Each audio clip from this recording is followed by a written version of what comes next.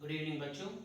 Last lecture में हमने D and F block start किया था और डी एंड एफ ब्लॉक में सबसे पहले हमने स्टार्ट किया था जो उस चैप्टर में सबसे ज़्यादा इम्पोर्टेंट है और KMnO4 की रिएक्शन हमने स्टार्ट की थी बच्चों, ठीक है ना।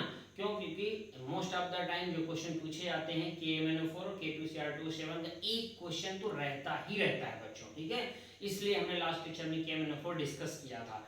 आज के लेक्चर में हम क्या डिस्कस करेंगे बच्चों? K2Cr2O7 की रिएक्शंस डिस्कस करेंगे। ओके, तो K2Cr2O7 का प्रिपरेशन कैसे होता है, फिर उसकी रिएक्टिविटी क्या है, ठीक है, ये सब डिस्कस करेंगे। उसके कलर के बारे में बात करेंगे बच्चों, क्योंकि कलर इंपॉर्टेंट है। मैंने बोला था लास्ट लेक्चर में KMnO4 के कलर से भी क्वेश्चन रहते हैं, यहाँ से भी कलर, तो कलर इंपॉर्टेंट है। यहाँ पर कलर जरूर पढ़ना है बच्चों, ठीक है। तो चलिए K2Cr2O7 के कलर की बात कर ले। इसका जो कलर है बच्चों वो कैसा होता है? ऑरेंज कलर का होता है, ठीक है ना। K2Cr2O7 किस कलर का है? ऑरेंज कलर का है। चलिए इसके प्रिपरेशन की बात कर ले बच्चों, ठीक है ना। प्रिपरेशन, ओके, प्रिपरेशन कैसे होता है इसका बच्चों? चलिए देखिएगा ध्यान से। Na2CrO4 ऐसे लिखो या फिर आप चाहो तो इसे ऐसे भी लिख सकते हो, कोई फर्क नहीं पड़ता बच्चों, ठीक है ना। Na2 को हटा दिया तो उसके ऊपर चार्ज लगा दिया 2-, ठीक है, CrO4 2-। और अगर इसका एसिड के साथ रिएक्शन करा दिया जाता है, H2SO4 के साथ अगर रिएक्शन करा दिया जाता है तो ये क्या बनता है? Na2Cr2O7 बनता है बच्चों, ठीक है। और इसके बाद KCl के साथ रिएक्शन करते हैं 2 मोल्स, तो ये क्या बन जाता है? K2Cr2O7 बन जाता है। और इस K2Cr2O7 का कलर कैसा होता है बच्चों? ऑरेंज कलर होता है। लीजिए ऑरेंज कलर मेंशन कर दिया। आप चाहो तो इसे ऐसे भी लिख सकते हो, K2 को हटा दो तो चार्ज आ जाएगा Cr2O7 2-, ठीक है ना। तो CrO4 2-, और किस में कन्वर्ट हो गया बच्चों? Cr2O7 2- में, ऑरेंज कलर का। इसका जो कलर है बच्चों ये कैसा होता है? येलो कलर का होता है, ठीक है। येलो कलर का कंपाउंड है ये, ओके। तो चलिए ये इंपॉर्टेंट है, प्रिपरेशन था बच्चों, इंपॉर्टेंट है, यहाँ से क्वेश्चन पूछा गया है, कलर भी पूछा जा सकता है, इसलिए कलर भी मैंने मेंशन कर दिया है। तो ये प्रिपरेशन हो गया बच्चों, ठीक है ना।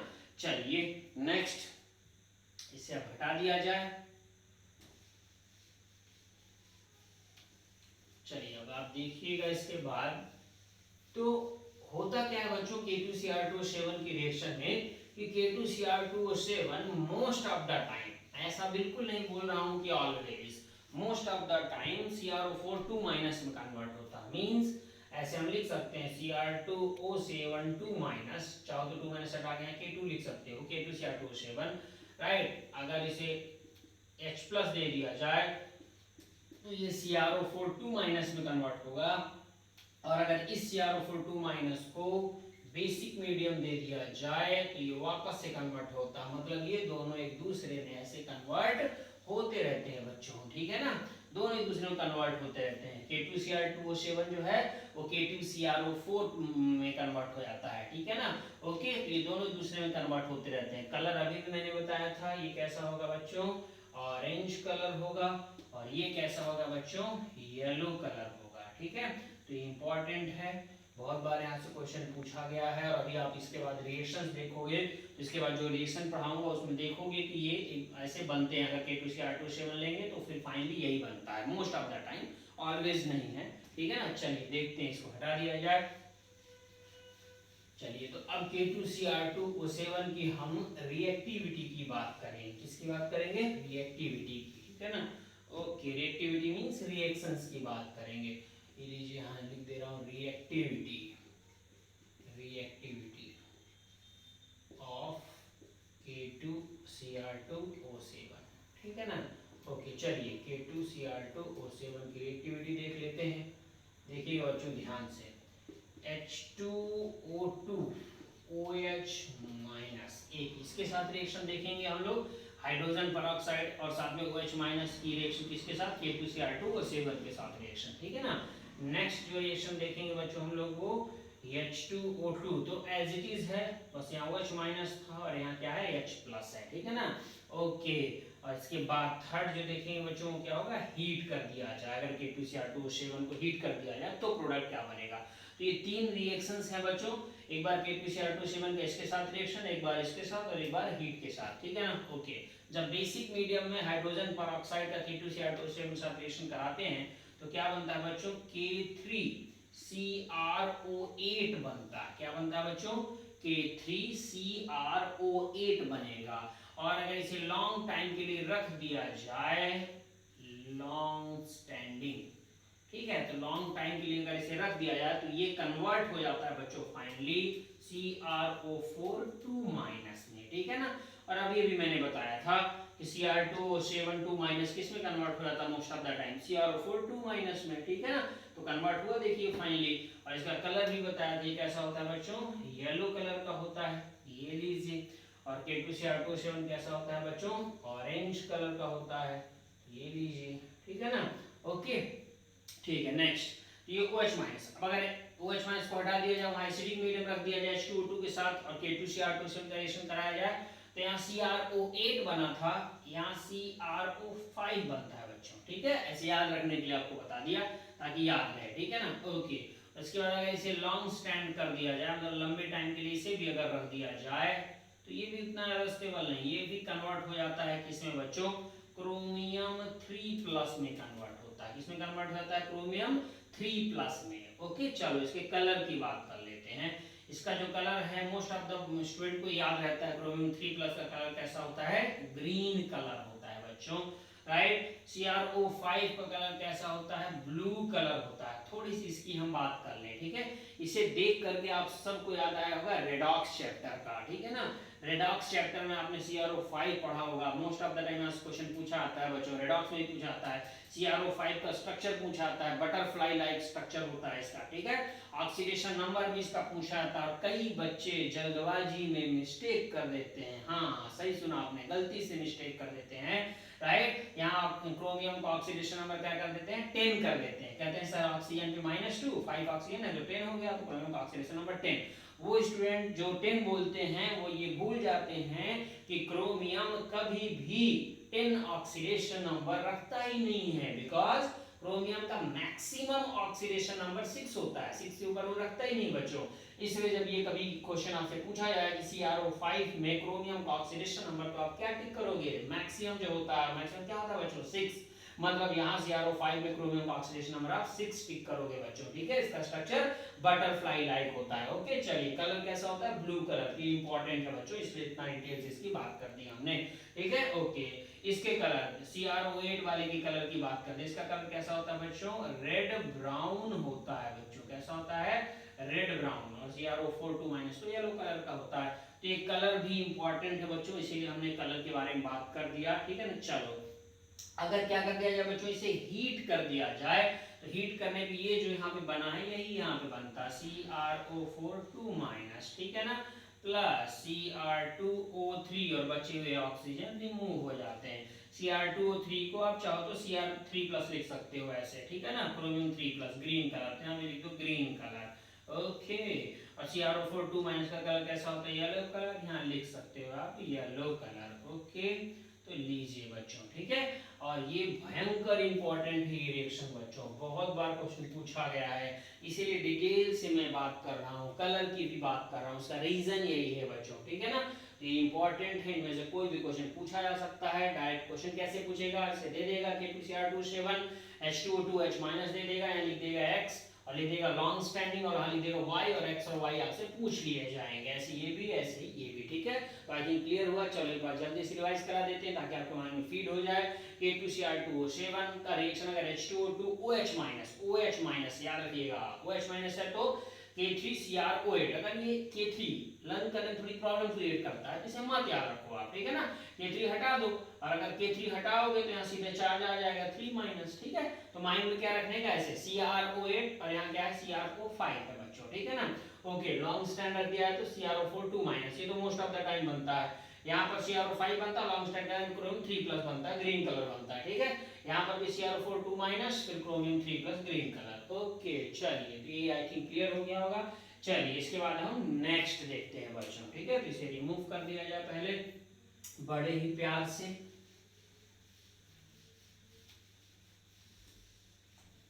चलिए हटा दिया इसे, और रिएक्टिविटी देख लेते हैं बच्चों, H2S वगैरह के साथ इसकी रिएक्टिविटी देखते हैं कि क्या होता है, कैसे रिएक्शन करता है।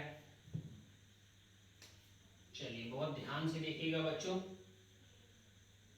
ठीक है ना। एक बात और, ये भी आप चाहो तो ऐसा भी कर सकते हो इसे बच्चों, Cr2O7 2 माइनस, ठीक है ना, H प्लस और यहाँ OH माइनस, क्या हो जाएगा CrO4 2 माइनस, ठीक है। इसका कलर क्या बताया था मैंने बच्चों, इसका कलर कैसा होता है, ऑरेंज कलर, और इसका कलर कैसा होता है बच्चों, येलो कलर, ठीक है ना। ये क्यों लिखा मैंने बच्चों फिर से, क्योंकि आपके माइंड में ये फीड होना चाहिए बच्चों, K2Cr2O7 की जो रिएक्शन है बच्चों, मोस्ट ऑफ द टाइम अगर K2Cr2O7 दिया जाता है तो most of the time product में क्या बनता है CrO4 2 माइनस, और अगर क्वेश्चन में CrO4 2 माइनस दिया जाता है तो मोस्ट ऑफ द टाइम क्या बनता है Cr2O7 2 माइनस या K2Cr2O7 बच्चों। तो ये रिवर्सिबल रिएक्शन है बच्चों, ठीक है। तो इसे याद रखिएगा, इम्पोर्टेंट है, बहुत बार पूछा गया है बच्चों, ठीक है ना।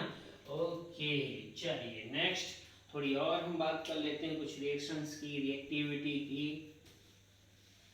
तो इसे हटा दिया जाए पहले, चलिए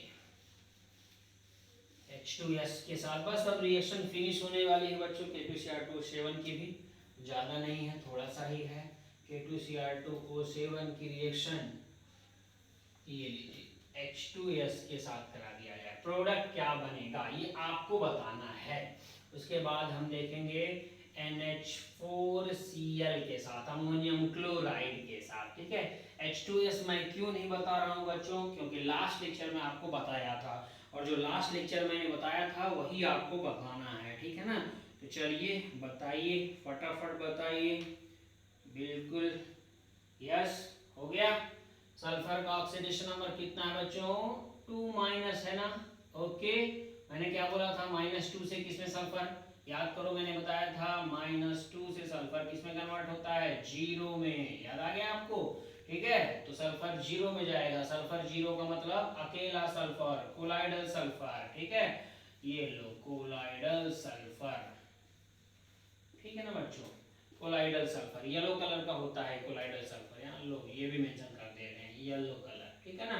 ओके, KMnO4 ने भी यही बनाया था, K2Cr2O7 ने भी यही बनाया, सेम है, ठीक है ना। अगर H2S के साथ रिएक्शन KMnO4 का कराओगे तब भी यही बनेगा, K2Cr2O7 का कराओगे तब भी यही बनेगा, कोलाइडल सल्फर, ठीक है। NH4Cl ये भयंकर इंपॉर्टेंट है बच्चों, ठीक है ना। ये उतना इंपॉर्टेंट नहीं है इसलिए मैंने उसके बारे में नहीं बोला, देखिए, ठीक है ना। इसीलिए सेलेक्टिव बात करता हूँ बच्चों, ठीक है, सेलेक्टिव रिएक्शंस की बात करता हूँ, जो इंपॉर्टेंट है उसी को इंपॉर्टेंट बोलता हूँ, ये इंपॉर्टेंट नहीं, फालतू नहीं आता है, ठीक है ना। ओके चलो NH4Cl की बात कर लेते हैं। NH4Cl अमोनियम क्लोराइड, क्या बनेगा, क्या बनेगा, कुछ इंपॉर्टेंट बनने जा रहा है यहाँ पर। NH4 होल ट्वाइस Cr2O7 ये बना बच्चों अमोनियम डाइक्रोमेट, और अगर इसे हीट कर दिया जाता है तो ये बनता है N2 नाइट्रोजन गैस, बनने के बाद उड़ जाता है, ठीक है ना, उड़ने का सिंबल बना दिया, प्लस इसके साथ Cr2O3 मतलब chromium 3 plus green colour, plus बचे हुए ऑक्सीजन उड़ जाते हैं बच्चों बन करके, ऑक्सीजन नहीं यहाँ पर H2O लिख सकते हो आप, ठीक है, हाइड्रोजन और ऑक्सीजन बचेंगे ना तो H2O, ठीक है। ये H2O नहीं पूछेगा आपसे, बट ठीक है, मालूम रहना चाहिए इसलिए मैंने लिख दिया। ये क्रोमियम 3 प्लस है बच्चों, जिसका कलर कैसा होगा, ग्रीन कलर है, ये क्रोमियम 3 प्लस, ठीक है ना। और N2 इसे देख के आपको याद आया होगा P ब्लॉक, किसकी याद आई, P ब्लॉक की, जहां पर नाइट्रोजन फैमिली आपने पढ़ा है बच्चों, नाइट्रोजन फैमिली में आपने नाइट्रोजन का प्रिपरेशन मेथड पढ़ा होगा, यही रिएक्शन आपने पढ़ी होगी बच्चों।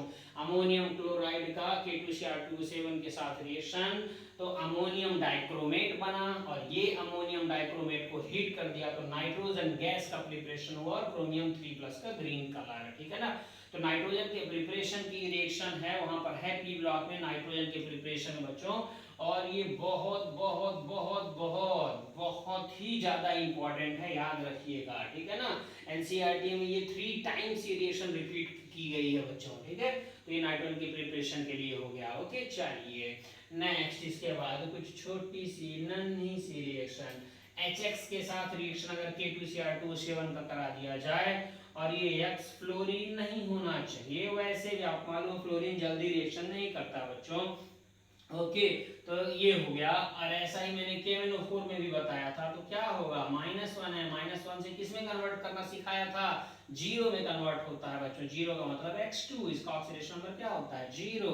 ये बात KMnO4 में भी बताई थी, तो जो KMnO4 में था वही K2Cr2O7 में है, कुछ भी चेंज नहीं हुआ बच्चों यहाँ पर, ठीक है ना। ओके, चलिए नेक्स्ट।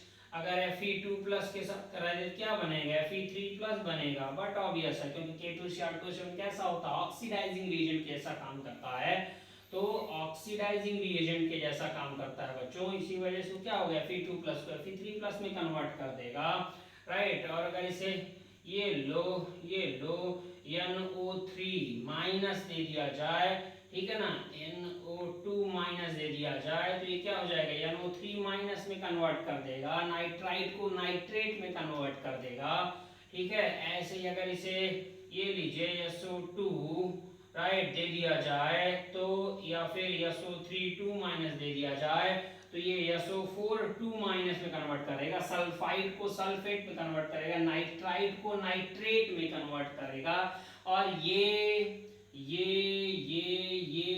सब KMnO4 में भी सेम ही थे, कुछ अलग नहीं था, तो जो KMnO4 में था वही यहाँ भी है, ठीक है। बट एक लास्ट, ठीक है, इसे ध्यान से देखिएगा, उसे मैं यहाँ पे बता देता हूँ।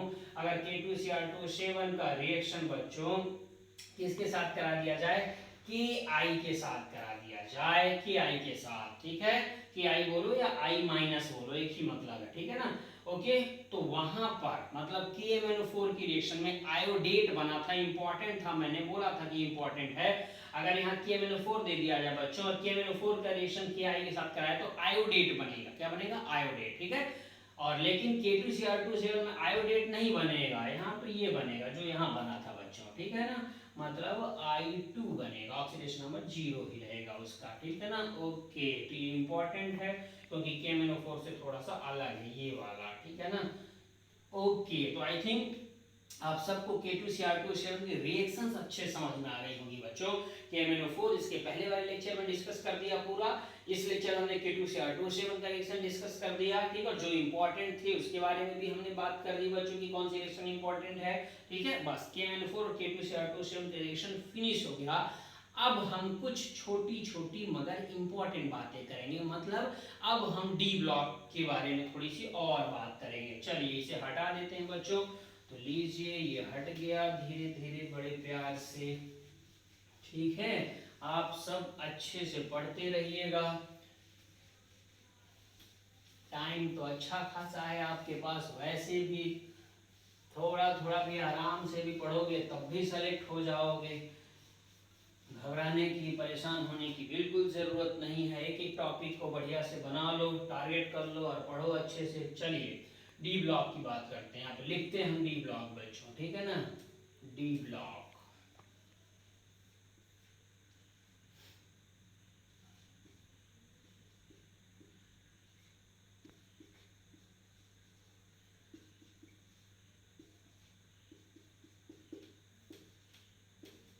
ये लीजिए डी ब्लॉक हमने लिख दिया बच्चों, scandium, titanium, vanadium, chromium, manganese, iron, cobalt, निकल, कॉपर और जिंक, ठीक है ना। ओके, इसके नीचे भी बाकी सब लिख देते हैं।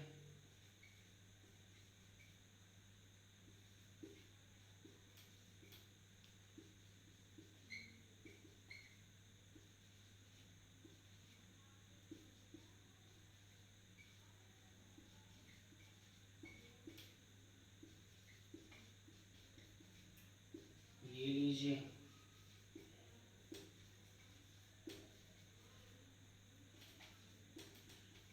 ठीक, तो ये हो गया डी ब्लॉक बच्चों। ये लैंथेनाइड और ये एक्टिनाइड, इसके नीचे हमने नहीं लिखा बच्चों, रेडियो एक्टिव है इसलिए हमने इसके बारे में नहीं लिखा, ठीक है ना। ओके, लैंथेनाइड और एक्टिनाइड, ठीक है, ये दोनों डी ब्लॉक में नहीं आते, बल्कि किस में आते हैं बच्चों, एफ ब्लॉक में आते हैं, ठीक है ना। ओके, ये पूरा डी ब्लॉक में आता है, ये सब डी ब्लॉक है, ये डी ब्लॉक है, ये डी ब्लॉक है, ये डी ब्लॉक है, ठीक है ना।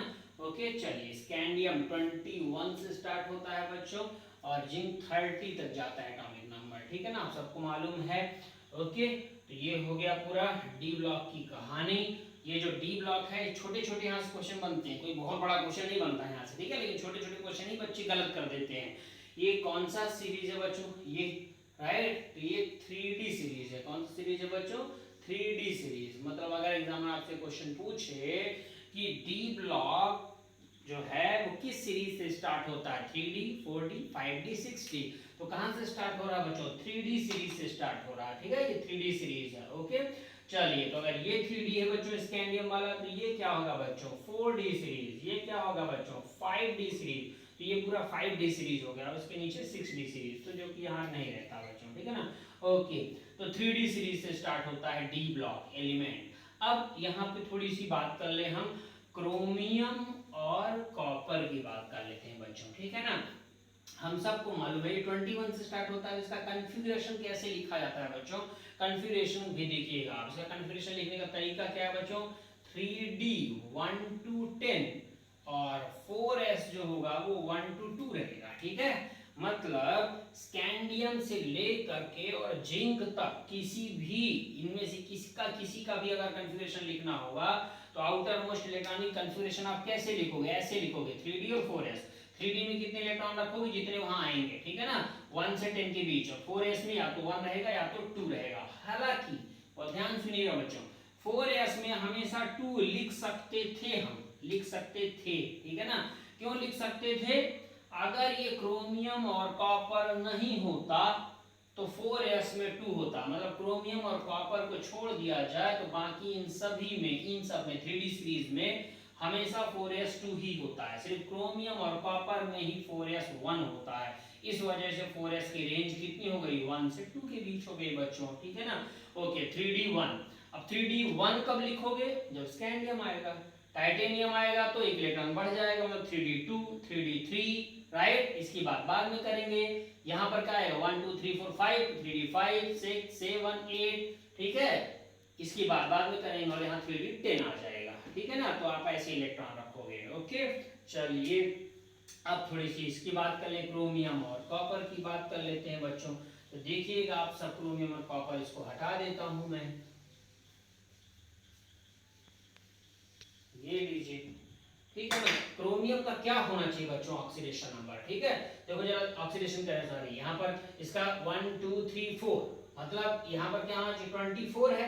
24 एटॉमिक नंबर। इसका मतलब क्या होना चाहिए था? 3D4 4s2, ये होना चाहिए था, बट ये नहीं होगा। इसका 4s का एक इलेक्ट्रॉन इधर दिखाई देगा आपको। इसका मतलब ये हो जाएगा 3D5 4s1। ठीक है, तो यहाँ का एक इलेक्ट्रॉन किधर चला गया? इधर चला गया, तो ये 5 हो गया। और ये कितना बचा? 1 बचा। ये होता है। तो अगर क्रोमियम का आपसे correct outer most electronic configuration पूछा जाए तो जिस ऑप्शन ये होगा आप उसे टिक कर दोगे। ठीक है ना। क्यों ये ऐसा क्यों हुआ? इसका रीजन भी पूछा जाता है बच्चों। क्यों हुआ? इसके पीछे रीजन देखिए। 3D विद इलेक्ट्रॉन 5 मैं बना दे रहा हूं बच्चों 3D ऑर्बिटल। ये देखिए 3D ऑर्बिटल बना दिया और 4s भी बना दिया जाए। 3D में कितने हैं? 5 रख दो। 1 2 3 4 5। 4s में कितने हैं? 1, वो भी रख दिया। इसका भी बना देते हैं। 3D में कितने हैं? 4, थोड़ा और बड़ा कर दें। ठीक है ना। और ये 4s कितने हैं? 4 1 2 3 4। 4s में कितने हैं? 2। ये है 3D और ये क्या है? 4s। अब आप देखिए। ठीक है ना। और दोनों में कंपेयर करिए। ये वाला ऑर्बिटल पिक्चर मोर स्टेबल है या ये वाला ऑर्बिटल पिक्चर मोर स्टेबल है? ठीक है, पता करो। देखिए कैसे पता करोगे बच्चों? इस सेंटेंस से। अगर आपको ये सेंटेंस पता है तो आप इजीली आंसर दे पाओगे कि हाफ फिल्ड या फिर फुल फिल्ड। अगर कभी भी कोई हाफ फिल्ड या फुल फिल्ड ऑर्बिटल पिक्चर है तो वो हमेशा मोर स्टेबल होता है कंपेयर टू अदर्स। ठीक है ना। क्या ये हाफ फिल्ड है? क्या नहीं है। क्यों? क्योंकि यहाँ तो हाफ फील्ड है, यहाँ हाफ फील्ड, यहाँ फील्ड, यहाँ फील्ड, यहाँ फील्ड, लेकिन ये यहाँ कोई इलेक्ट्रॉन नहीं है, तो ये ना हाफ फील्ड हुआ ना फुल फील्ड हुआ। ठीक है ना।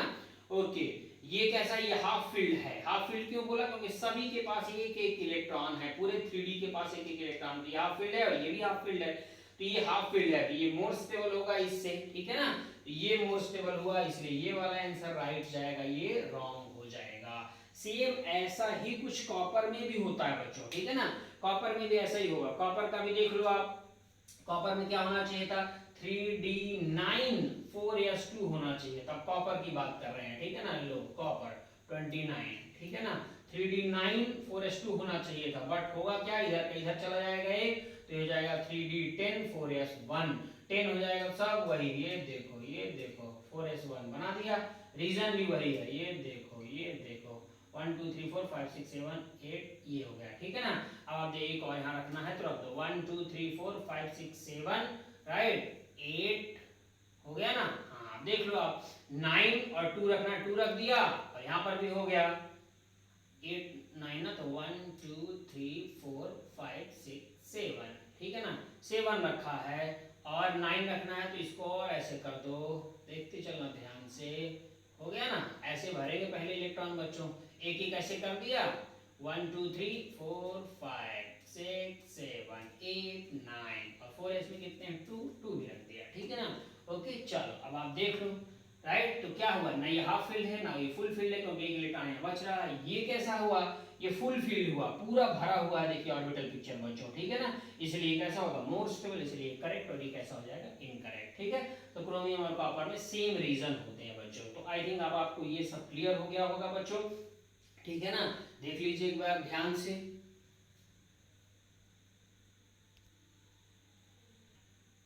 चलिए तो ये क्लियर हो गया। ओके, अब इसके बाद अब हम बात करेंगे, लेते हैं लास्ट में ट्रांजिशन एलिमेंट, ठीक है, डी ब्लॉक और ट्रांजिशन एलिमेंट, ये क्या होते हैं, तो ध्यान से देखिएगा बच्चों। अभी हमने यहाँ पर पूरा डी ब्लॉक यहाँ पे लिखा था, ठीक है ना, उसे एक बार फिर से जल्दी से लिख देते हैं। ओके,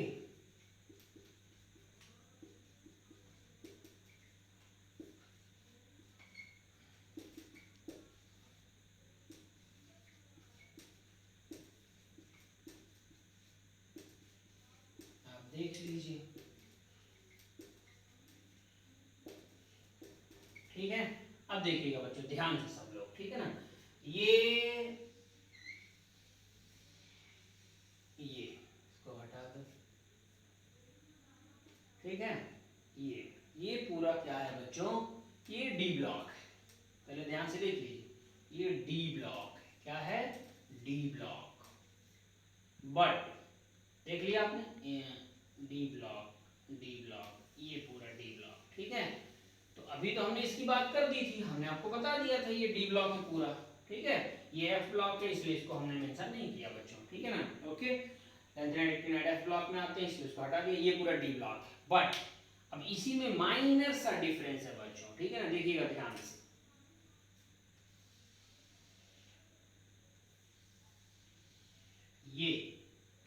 ये है ट्रांजिशन एलिमेंट, क्या है बच्चों, ट्रांजिशन एलिमेंट,